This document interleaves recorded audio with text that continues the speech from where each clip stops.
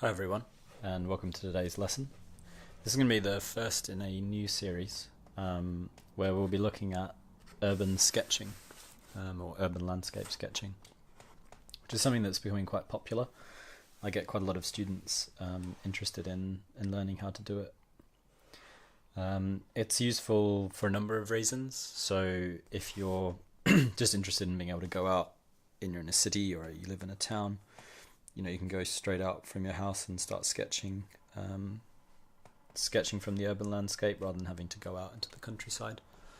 And you get really amazing urban sketching artists or artists who specialize in that, from just simple pencil or pen sketching all the way up to quite complex working in paint.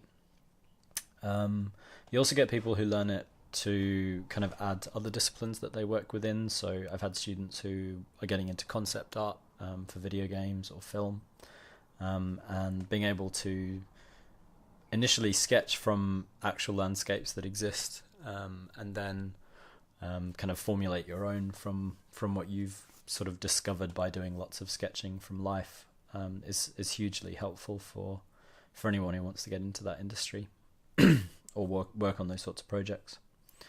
So I recommend, if you can, try to sketch outdoors, but as always with these lessons, I do them indoors. So I'm just going to be using a series of different references to create my sketches from. I've got about 18 here, I think, and it's going to be about, I think, initially 3 lessons for this first set of urban sketching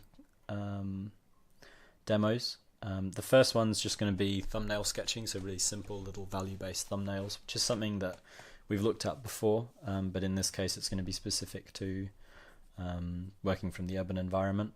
Second lesson, I think we'll look at line drawing, so we'll go back to some of these and do some more complex line drawings. And the third lesson we'll be doing some sort of tonal work, so either with washes or just carrying on with pencil. Today I'm just using a mechanical pencil. Not probably going to use an eraser, because with thumbnails you don't tend to need to erase. You're better off just carrying on working or starting again, because they're such quick little things. So I'm going to be doing maybe like 8 to 10 of these as thumbnails. So what I recommend doing, if you're not working from life, or if you want a broader range of subjects to work from, have a look on a website called Unsplash, which is a provider of free royalty-free images that you can work from in your own work.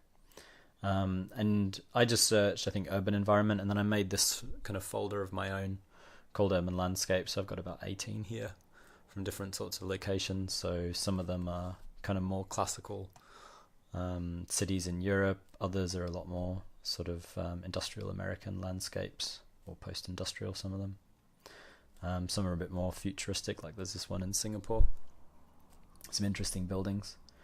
But yeah, so you just want to kind of curate a collection of interesting images that seem like they'd be kind of the good foundation for a piece of art in their own right. Different times of day, so there's one here that's like a snowstorm. Some look quite summery, some of them look kind of more wintry, some are at night, some are during the day, so on. So yeah, you want to kind of vary that a bit.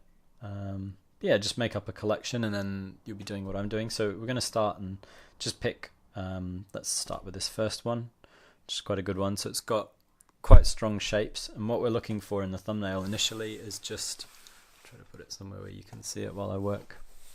So we're keeping our thumbnails, they are called thumbnails because they're meant to just be the size of a thumb, but I'm going to make mine about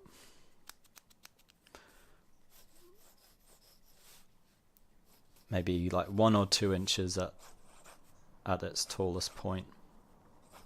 So you just want to make a little box on your paper. You can make the corners a little bit more accurate if you like. So this little box is going to be roughly the same proportion as my reference. And then from there we want to just have a look at the large shape. So if we look at this reference, we start to break it down, we can see there's sort of the lightest values of these reflecting windows. If we blur our eyes, lightest values of these windows that are reflecting the sky in the highest point of the image. Then we've got these darker shapes down in the alleyway, and then this light blue and the shape of the door which is kind of a mid value. So with thumbnails, you want to limit the values initially to kind of just 3 or 4. You can even just do 2. There's a no-tan lesson I think I've uploaded somewhere as well. So I'll just slide that up there so it's not too much in the way. So if you remember what that one looks like, I'll just slide it. Try not to... Ooh, it's back in focus. Actually, if I zoom in, just zoom in. Yep. Just so you can see, because I'm working quite small. So I can see if I kind of start with the largest shape,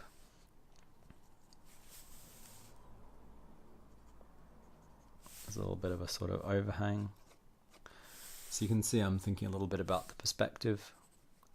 You don't have to fret too much about perspective if you're not super familiar with it. I've got some lessons on the course page that should help. But I just want to roughly get the right shape for this building. So then got bottom of the road down there. Some little light shapes. Then kind of more of a shadow emerging up that way.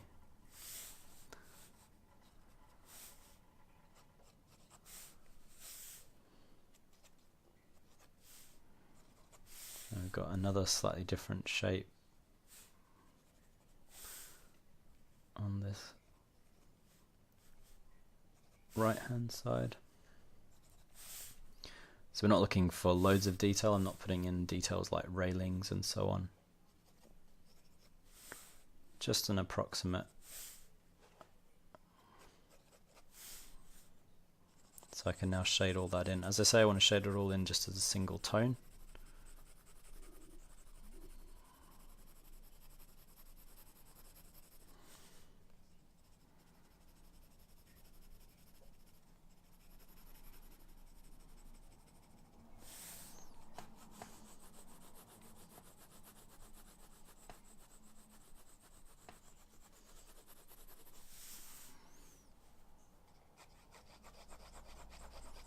So you can work over it however you like, whatever sketching style you prefer. But I'm just going to roughly keep it sort of singularly tonal. Then quickly sketch in these 3 windows, which are going to be the lightest point. The 4th one actually isn't quite so bright, and then there are a couple lower down. And we've got that little archway as well, but I'm being pretty loose with it, so sketch the archway in, then working around these light shapes, just going to add another little value.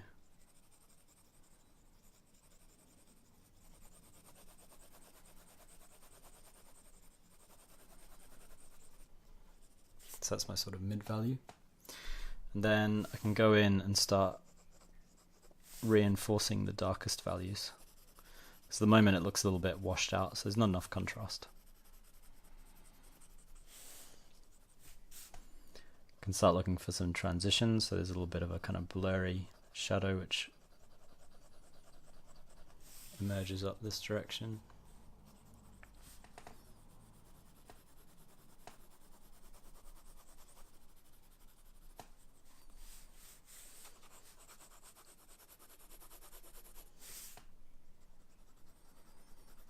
And then I can go back in and just properly reinforce these darker sections.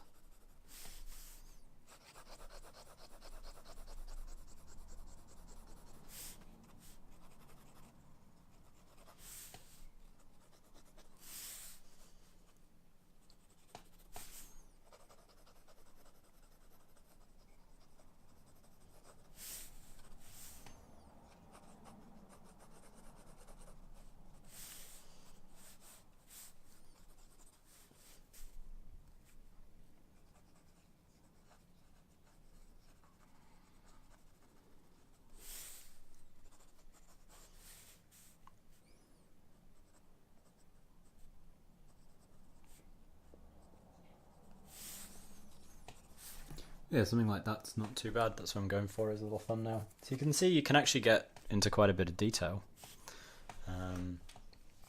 So you can start to get some nice sort of subtle tonal transitions, especially working in pencil or biro. Not so much if you're working in like a pen, line drawing pen, you'll tend to, things will stay a bit simpler in terms of transitions, but you can do some quite subtle, soft gradients. Working in pencil, even though it's really small, so you can see how big it is compared to my hand. It's a really tiny little image. Yeah, you can get, basically what you're looking for is this kind of nice sense of, or a kind of specific sense of what's actually going on in the scene before you commit to doing a great deal of work on it. So if I zoom back out, you can just see how tiny that is. But it gives a nice little impression of the scene. So if we go back to my computer, we'll look for a different one, something, this one's not a bad one, quite a different sort of scene. So in this image you can see there's this sort of dark shape, the shadow and these silhouettes being cast, or sort of from behind the viewer. Then these buildings are the lightest shape in the image, and then slightly darker once you get down into the blue, so that they're actually catching all the light. And then there's this nice little lamppost. So the main thing we're focusing on is this shadow. Maybe a little bit of detail within the shadow, I'm not sure. Maybe try to catch the sense of the figures, then block in these buildings, lamppost, and a value, kind of a gradient value for the sky. So it's going to be a different format, this one. Slightly wider, but still very small. I'll just zoom back in so you guys can see. Yeah, there we go. So I know that roughly the buildings kind of sit in the center of the image. Then the main white building is slightly off center. Then there's this sort of A-frame triangular top building next to it. Then just going to simply block in that back one. There's some sort of complex stuff going on in this little section here, but we're not going to go for that. We're just going to go for a nice simple block in. Then we've got our lamppost again. You don't need to add loads of detail, just the shape of the lamppost. So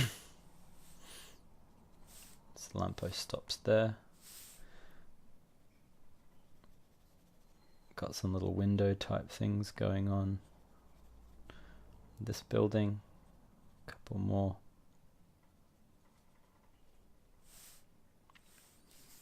Then I think it's like a garage, this one that's next to it, so there's some little shadows there. Again, a few little windows. That's about it for those ones. So then we've got a slightly darker value for the asphalt not in shadow.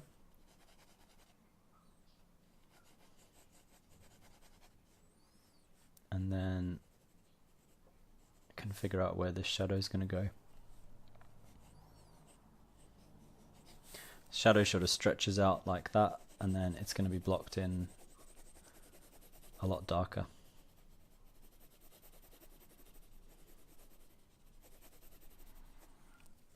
And in addition to that long stretching shadow coming from behind the view, you can actually see what buildings are casting the shadow, but you get a sense that it's buildings just because of how dark it is. There's also this little shadow coming out from the lamppost as well, which is a nice little touch. And then can block in some slightly more organic shapes for these figures walking.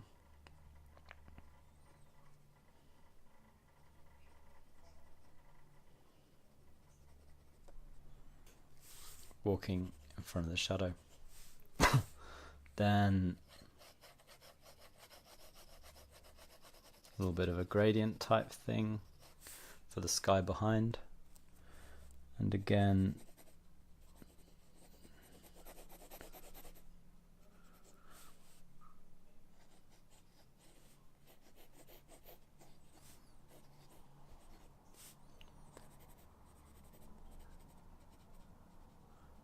There's actually this kind of nice perspective crosswalk. So I've just kind of loosely blocked that in perspective, and then darkened all the rest of the shadow around it and merged that up with the figures.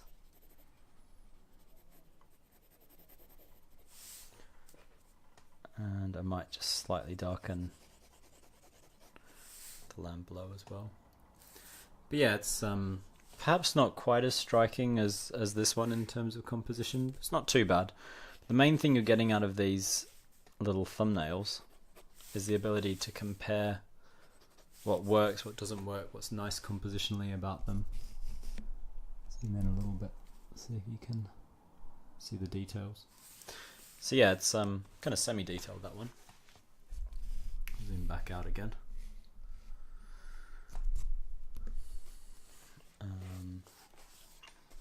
Gonna pick another one. So this is basically what you do. You just pick an image. Try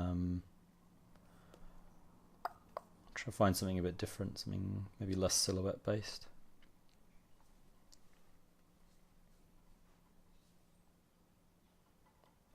Let's try this one, which is really atmospheric. So you can see it's a kind of a night scene, sort of almost futuristic looking. We're not going to fuss too much about individual lights within the image, but I want to try to capture this sense of the kind of mistiness. So it's bright and kind of semi-misty going up into the sky and into the distance, and these buildings are darker. So it's going to be quite simple in terms of shapes. And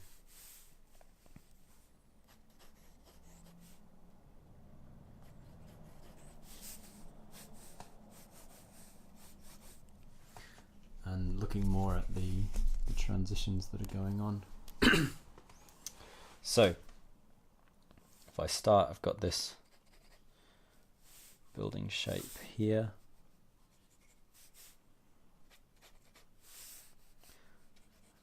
Kind of reflected, so it's this sort of wet surface that we're looking at.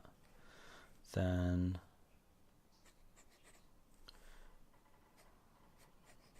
got this sort of street furniture, this lamp, a few lampposts kind of receding a bit in the distance, block them in slightly.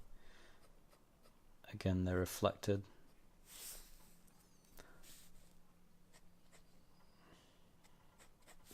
Kind of just sketch in that bit of the road. Then the base of this building.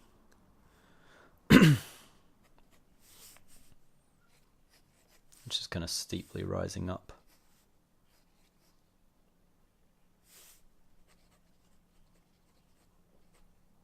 Again, reflected in the bottom of the scene.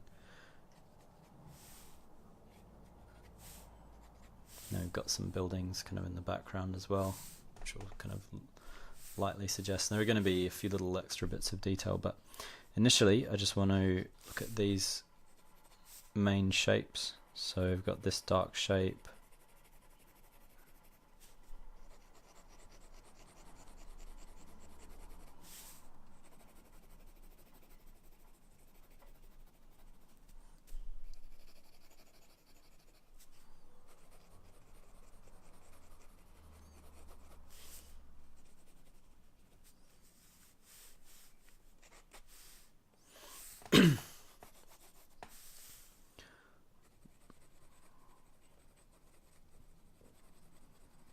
Another dark shape up there.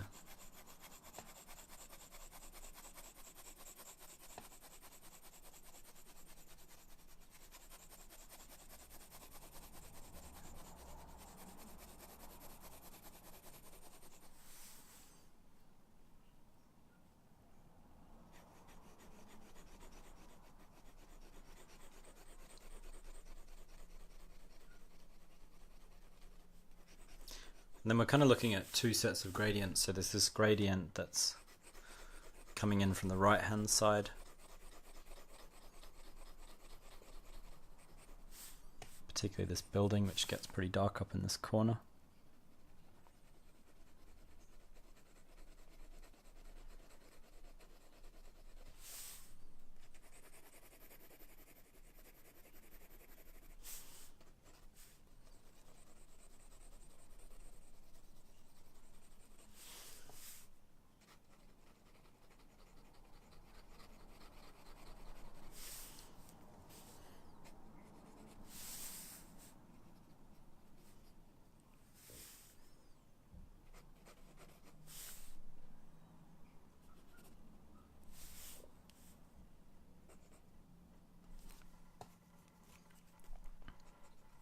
So get these reflections sort of in place as well.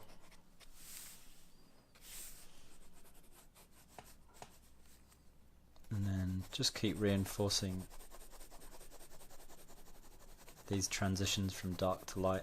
And I really want to get a sense of this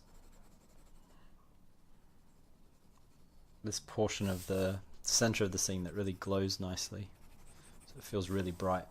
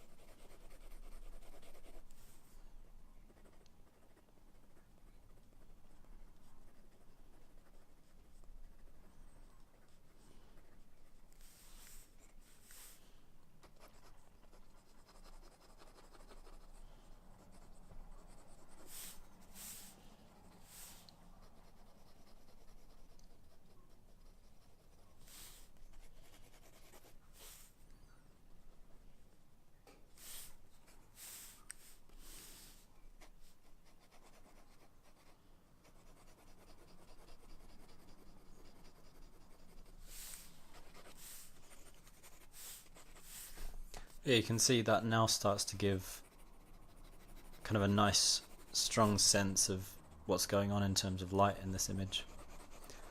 So that sort of radiation of, or radiating bright light in the center of the image is really nice. So just find the edges of that little box again.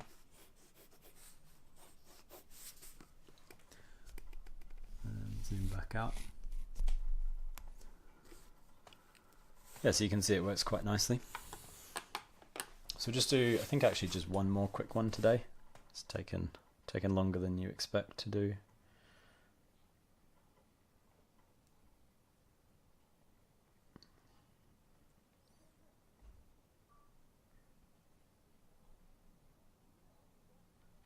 This is potentially a tricky one, but quite an interesting scene. So we've got this sort of bridge that's really strongly in perspective. So the main thing I'll be looking for is this really nice shape in the top, and then trying to get the reflection, that sort of softer reflection in the water, these bright shapes behind, but that's mainly what I'll be focusing on. But yeah, it's a really nice kind of strong sort of abstract image, that one. So got another box drawn up. So the bridge kind of hits somewhere in the back there. And it's got this really nice curve.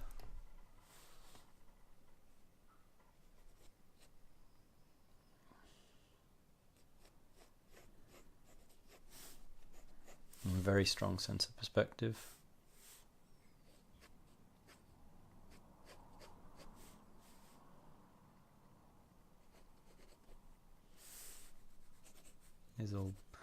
These beams that go across, getting closer together as they go into the distance, which exaggerates the sense of perspective. So this sort of piece, a lot of it's about kind of understanding or looking for those perspective lines. There's some stuff kind of going up in the distance behind, which will just lightly suggest. Then it's kind of some architecture down there, but we don't have to get into loads of detail. Then we've got this far shore. And then below that, the water. So we're going to just block in a value for the shore, and then the section underneath the land. Maybe a little suggestion of some of these buildings in the distance, just because they give a little slight sense of scale, which is nice. But mainly what we want to look for is building this value in the underside of the bridge. So in this particular image, the sort of important, crucial aspect is the depth of the shape of this bridge.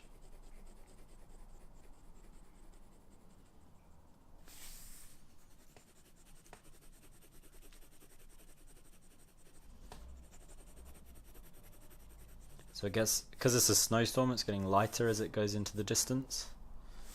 It's stronger up close, and it's closer near the top of the image because it's kind of descending or receding back.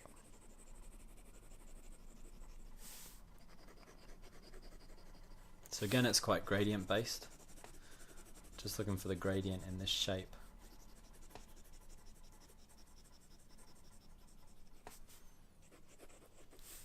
So we just had to find the shape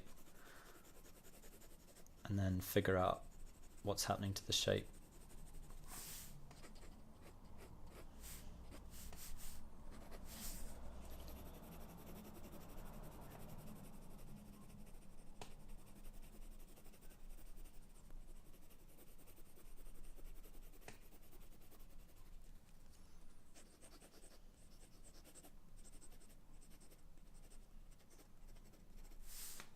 As it goes back.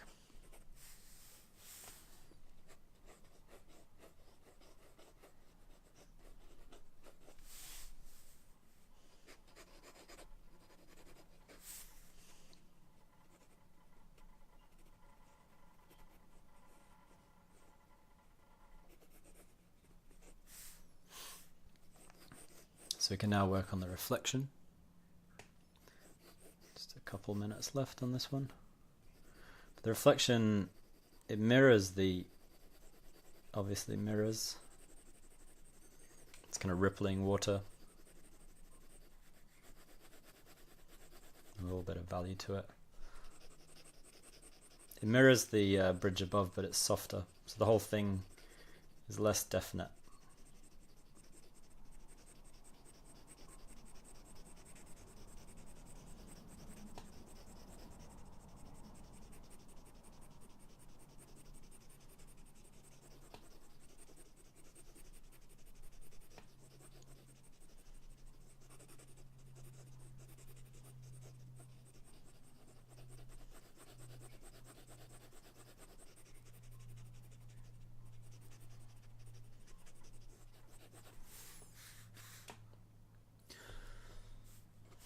But yeah, something like that's not too bad.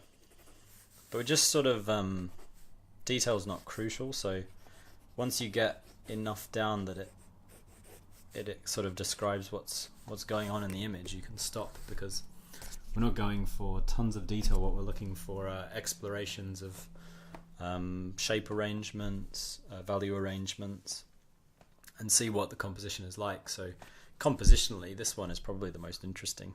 I quite like the atmosphere of this one.